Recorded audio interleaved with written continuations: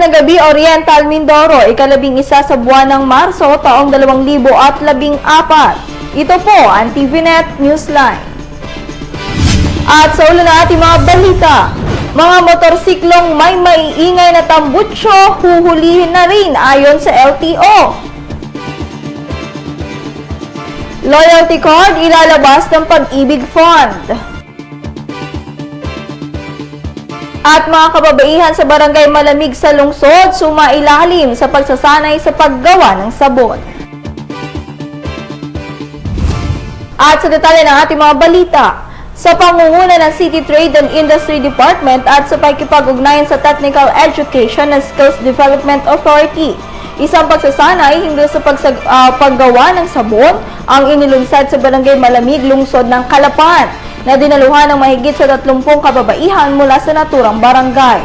Inaasahang magsisilbing alternatibong hanap buhay ng mga partisipante ang kanilang matututunan mula sa nasabing pagsasanay sa pagtuturo ni TESDA Trainer Marlene Perez at iba pa.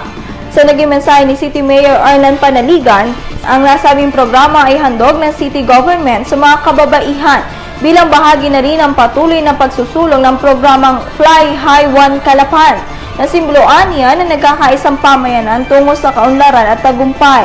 Samantala, ilan pang pagsasanay at aktibidad ang nakatakdang isagawa sa iba pang barangay sa syudad gaya ng cologne and perfume making, business counseling, product development, technopreneur, bartending at iba pa.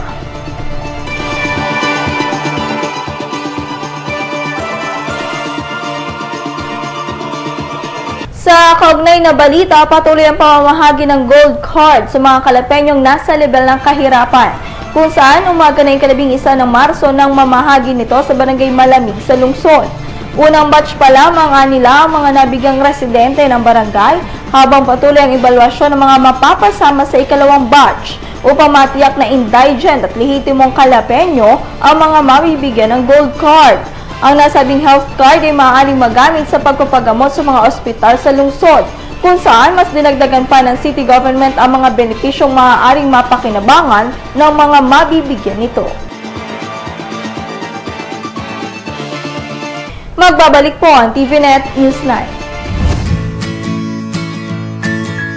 Wake up in a better mood.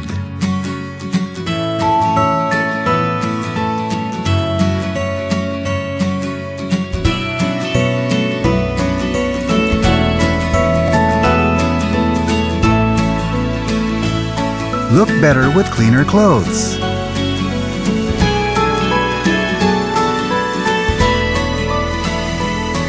Better days begin with Panasonic.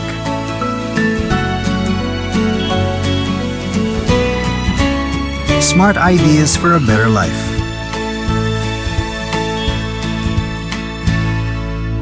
Panasonic, ideas for life.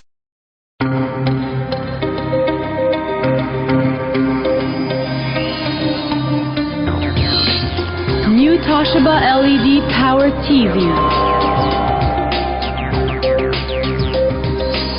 See the power. Hear the power. Feel the power. Toshiba, my choice. LED Power TV. Toshiba. Patuloy ang pagsasagawa ng mobile registration ng City Fishery Management Office, kung saan ika-11 ng Marso, ang mga mangingisda at maninda naman ng Barangay Lazareto ang binigyang pagkakataon upang makapagrehistro. Layunin ng naturang tanggapan na makuha ang kabuuang datos sa mga mangingisda at maninda sa lungsod, partikular na sa mga coastal areas, upang matukoy ang mga pangangailangan ng mga ito at ang maaaring itulong ng city government na hindi naman posibleng alternatibong kabuhayan para sa kanila. Inaasahang humigit kumulang sa 250 katao ang mairerehistro ng CFMO sa nasabing barangay.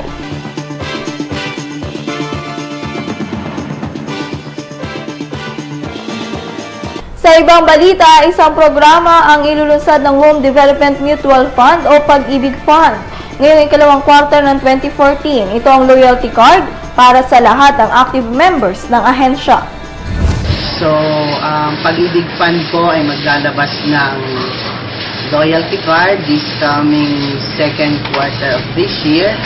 Ang purpose po ng loyalty card namin ay para makatulong sa lahat ng members ng Pag-ibig Fund. Yung lahat ng loyal sa Pag-ibig Fund, makaka-avail po ng discount cards, rewards cards, at magagamit po nilang transaction cards sa kanilang daily transaction between Pag-ibig Fund and the borrowers. Ayon pa kay Pag-ibig Kalapaan Marketing and Enforcement Division and Loan and Contribution Management and Recovery Division Chief Guillermo Alegre, iba't ibang privileges ang taglay ng nasabing card na maaaring magamit sa mga accredited business establishments ng Pag-ibig Fund. Magagamit po natin yung loyalty card sa mga business establishments, sa mga supermarkets, sa department stores, gasoline station, schools, hospitals, mga food chains na accredited sa Pag-ibig Fund. Kailangan lamang aniyang updated ang contributions at maaari na mag-apply sa kanilang tanggapan para sa loyalty card mula ngayong Abril. Mag-a-apply po kayo dito sa aming tanggapan sa Pag-ibig Fund. Pipicturean kayo with signature, may magnetic stripes po tayo.